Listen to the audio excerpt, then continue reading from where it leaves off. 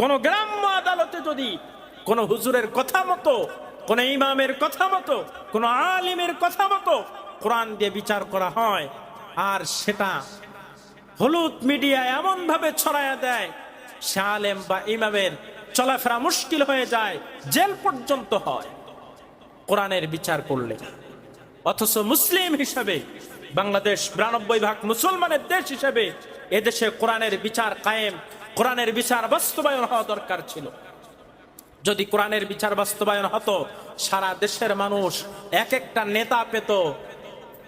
নির্ভেজাল নেতা, যেই নেতারা কখনো ঘুষ খেতে পারতো না, যেই নেতারা কখনো দুর্নীতি করতে পারতো না, যেই নেতারা কখনো চাঁদাবাজি করতে পারতো না, যেই নেতারা কখনো সন্ত্রাসী করতে পারতো না, যেই নেতারা কখনো জুয়ার আড্ডায় যেতে পারতো না, যেই নেতারা কখনো মদের আড্ডায় যেতে পারতো না। আজকের মুসলমান এমন নেতা নির্বাচন করে,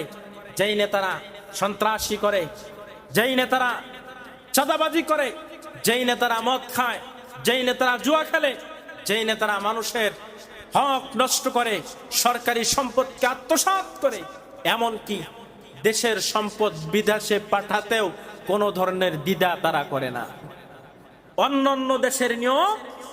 বিভিন্ন দেশ থেকে সম্পদ নিজের দেশে নিয়ে আসে, আর আমার দেশের চোরেরা দেশের সম্পদকে বিদেশে পাঠায়।